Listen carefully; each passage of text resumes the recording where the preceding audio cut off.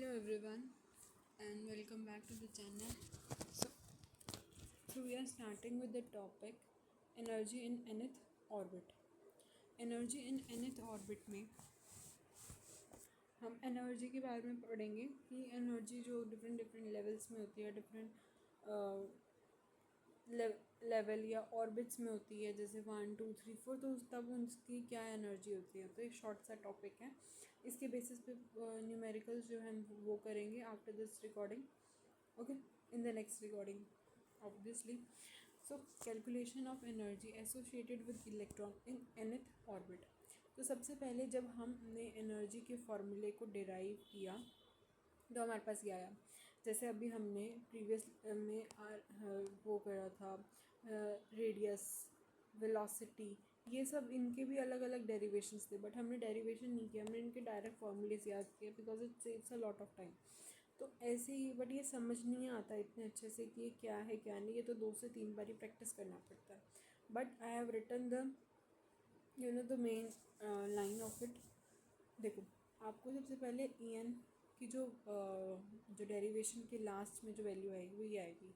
इसको जब आप डिवाइड करोगे विद दिस, सबसे पहले आपको क्या करना है, इस इक्वेशन के अंदर वैल्यूज़ पुट करनी है, ठीक है, and then you have to divide it with this, you will get the result as this -13.6 Z²/n² electron volt per atom. ये हमने इसके बेसिस पे पहले भी एक बार ही डिस्कस कर लिया है, ठीक है।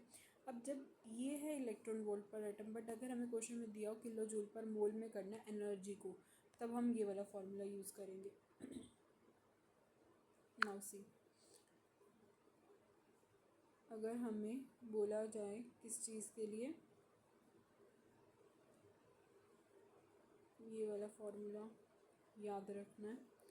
एक फार्मूला हम ये वाला याद रखेंगे, ये दोनों फार्मूले, let me raise this only, एक ये वाला फार्मूला, एक ये वाला, एंड दिस। सी, फर्स्ट फार्मूले में इलेक्ट्रॉन वोल्ट पर एटम की बात करते हैं, सेकंड फार्मूले में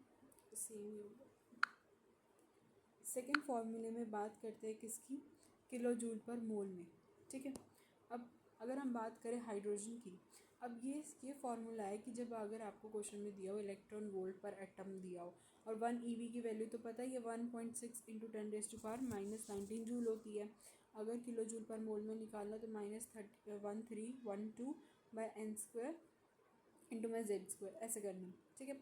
और अगर हम बात करते हैं हाइड्रोजन की, हाइड्रोजन के केस में हम क्या लेते हैं, Z को हमेशा 1 लेके चलते हैं। जब Z को 1 लेके चलते हैं तो उसमें क्या होता है, N जो हमारा फर्स्ट ऑर्बिट है, फर्स्ट लेवल है, उसके पास -13.6 है इलेक्ट्रॉन वोल्ट पर एटम, उसके पास एनर्जी। सेकेंड के पास -3.4।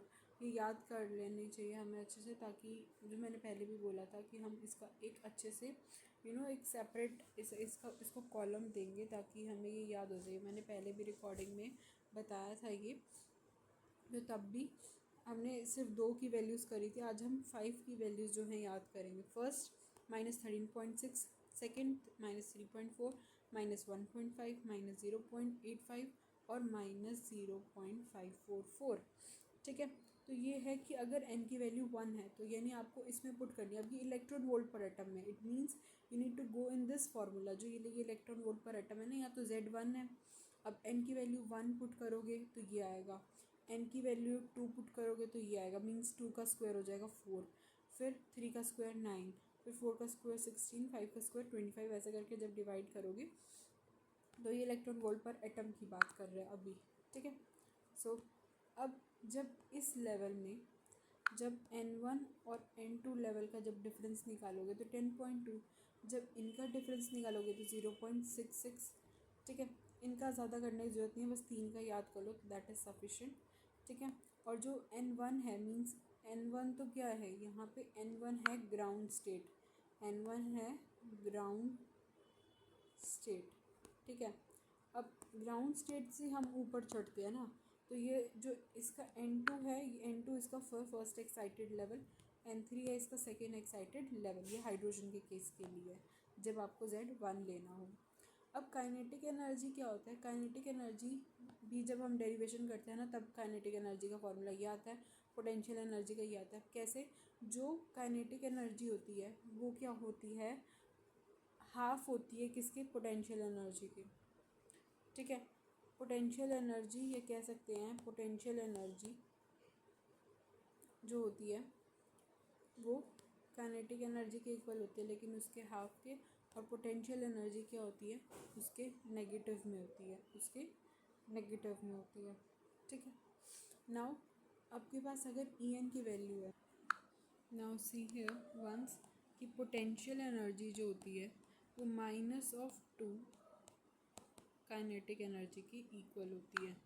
ठीक है,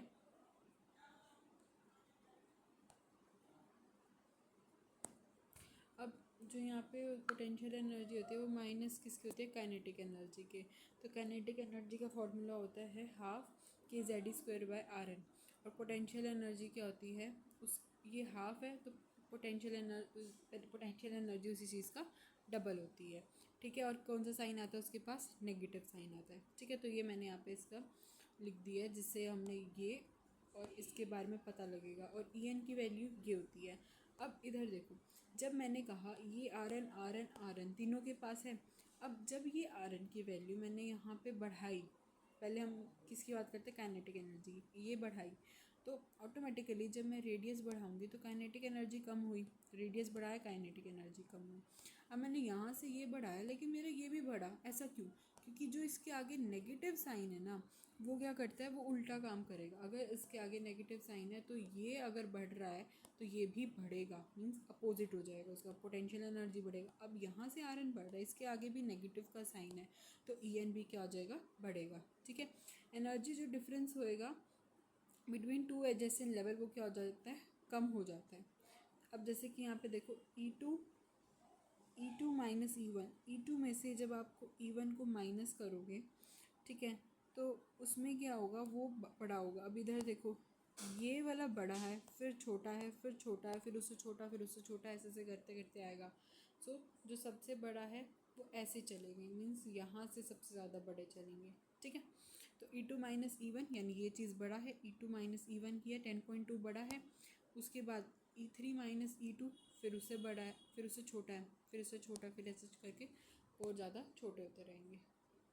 ठीक है, अब जो रेडियस, अब ऐसे ये यहाँ पे क्यों लिखा, क्योंकि जो n² है ना वो डिपेंड करता है रेडियस पे। किस पे डिपेंड करता है, रेडियस पे। n² जो होता है वो क्या होता है, डायरेक्टली प्रोपोर्शनल होता है रेडियस के। ऐसा क्यों? क्योंकि जब हमने ये फॉर्मूला पढ़ा हुआ है, क्या formula, radius directly proportional to n²/z, तो वहाँ से रेडियस जो है डायरेक्टली प्रोपोर्शनल n² के और इन्वर्सली प्रोपोर्शनल है 1/z के, मीन्स एटॉमिक नंबर के। अब एक एनर्जी का फॉर्मूला ये है जिसके बेसिस पे बहुत सारे हम न्यूमेरिकल जो हैं सॉल्व करेंगे। तो वो फॉर्मूला ये वाला फॉर्मूला क्या है, delta E is equals to 13.6z², फिर ब्रैकेट में 1/n1² minus 1/n2² electron volt पर